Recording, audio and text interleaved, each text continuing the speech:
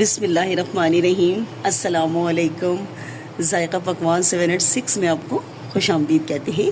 उम्मीद है आप सब खैरियत से होंगे। आज हम बना रहे हैं खड़े मसूर की दाल और ज़ीरा राइस। तो रेसिपी शुरू करते हैं।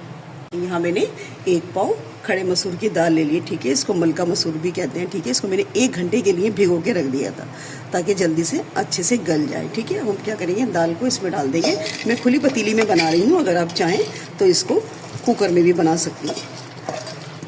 तो दाल हमने इसमें डाल दी। चलिए, यहाँ पे देखिए मैंने 1 टमाटर ले लिया था बड़े साइज़ का, और इसमें 10 से 12 लहसुन की कलियाँ भी मैंने पीस ली हैं, ठीक है। ये मैं इसमें डाल दूँगी। थोड़ी सी डालेंगे हम इसके अंदर प्याज, यानी कि छोटी सी 1 प्याज मैंने ली है, वो मैंने इसे काट लिया है, ये भी हम इसमें शामिल करेंगे। 4 छोटी हरी मिर्चें, इसको भी मैंने काट लिया है, इसमें शामिल कर देंगे। और डालेंगे हम इसमें नमक।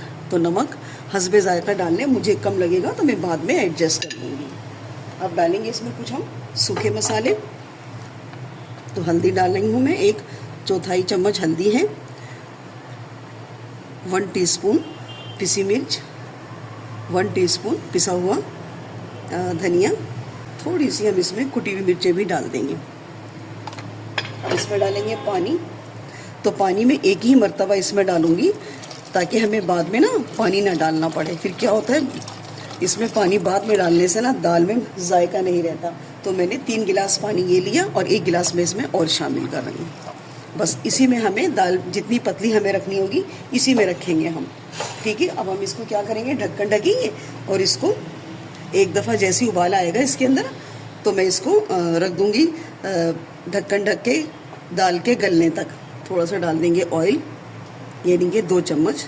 दाल ना उबल के बाहर नहीं आएगी इसके ज़रिए, और दाल अच्छी सी खूब क्रीमी शाइनिंग वाली हमारी पक के तैयार होगी। बस इसे हम कवर लगा देंगे और पकने के लिए छोड़ देंगे। अगर पानी कम पड़ गया, बिलफर्ज पानी तो मैंने इतना डाला है, लेकिन अगर आप पानी कभी भी कम डल जाए आपसे तो इसमें हमेशा गर्म पानी करके डालिएगा, वरना क्या होता है दाल अकड़ जाती है। तो दाल हमारी पक रही है, यहाँ पे हम ज़ीरा राइस तैयार कर लेते हैं। तो फ्लेम मैंने ऑन कर दिया है। तेल डालेंगे हम। तो तेल में ज़्यादा नहीं डालूंगी क्योंकि आधा किलो मेरे चावल हैं, तो कम से कम 4 से 5 टेबल स्पून मैंने इसमें ऑयल डाला है, ठीक है। आप चाहें तो इसको घी में भी तैयार कर लें। तेल हमारा हल्का गर्म हो गया। बहुत तेज़ ना तेल को गर्म करेंगे ना तो ज़ीरा फ़ौरन डालते ही ना जल जाएगा। तो बस मैंने हल्के तेल में ही ज़ीरा डाल दिया है। ज़ीरा भी हमारा अच्छे से इसमें क्रैकल हो गया, हल्की सी खुशबू भी आने लगी है। बस क्या करेंगे, हम थोड़ा सा ना चूल्हे को हम ज़रा सा बंद कर देंगे थोड़ी देर के लिए, ठीक है। और जिस गिलास से मैंने चावल लिए हैं उसी गिलास से हम इसमें पानी शामिल करेंगे। तो इस गिलास से मैंने 2 गिलास चावल लिए हैं, इसी से मैं 2.5 गिलास पानी का इस्तेमाल करूंगी चावलों के अंदर। इससे क्या होगा, चावल आपके खिले खिले बन के तैयार होंगे। तो बस चूल्हा मैंने बंद कर दिया है, इसमें मैं पानी डालूंगी, वरना तेल जो है, तेल या घी ना वो फिर उछलने लगता है तो फिर छींटे आ जाती हैं। बिस्मिल्लाहिर्रहमानिर्रहीम।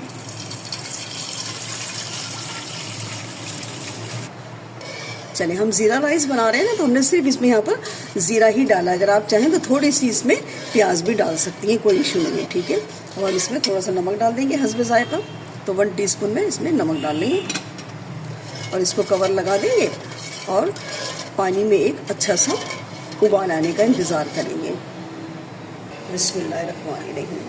देखिए पानी में उबाल आ गया है और यहाँ पर हम डालेंगे चावल। तो चावल मैंने बासमती राइस लिया है, इसको मैंने आधे घंटे के लिए अच्छी तरह साफ़ करके और भिगो दिया था, ठीक है। और पानी अच्छी तरह से निथार लीजिएगा, ठीक है, वरना क्या होगा, चावलों में पानी ना ज़्यादा हो जाएगा। तो बस चावल हम इसमें डाल देंगे।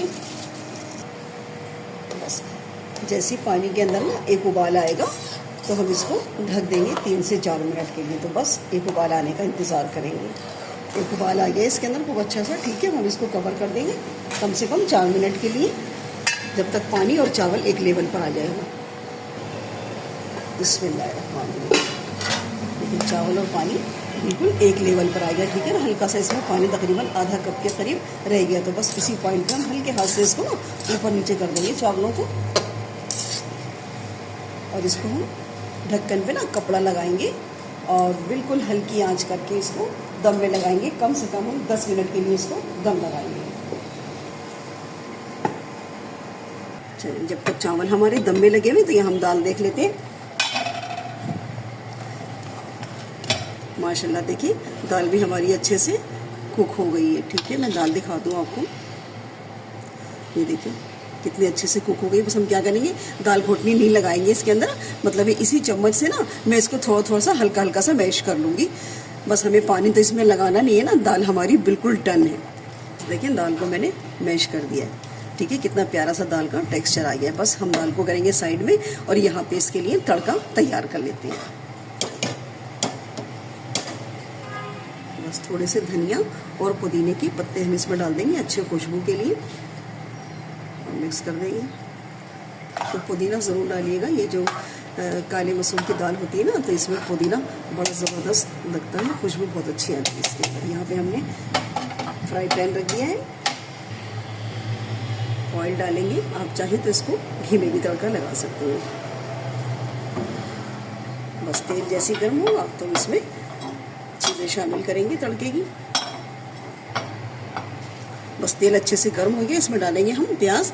तो एक दरमियाने साइज़ की प्याज थी, इसको मैंने काट लिया बारीक बारीक, इसमें डाल देंगे और प्याज को गोल्डन कर लेंगे। इसमें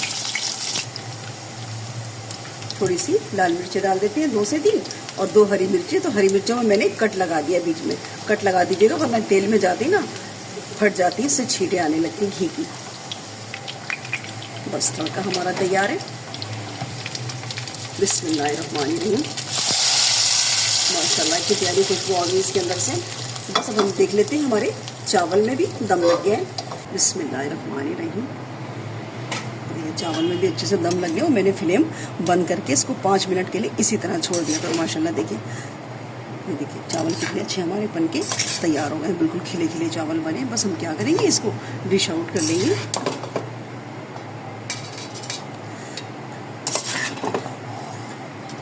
रेसिपी अच्छी लगी तो लाइक और शेयर कीजिएगा, और चैनल पे नए हैं तो चैनल को भी सब्सक्राइब कर लें। मिलते हैं नेक्स्ट वीडियो में एक नई रेसिपी के साथ। अल्लाह हाफिज़।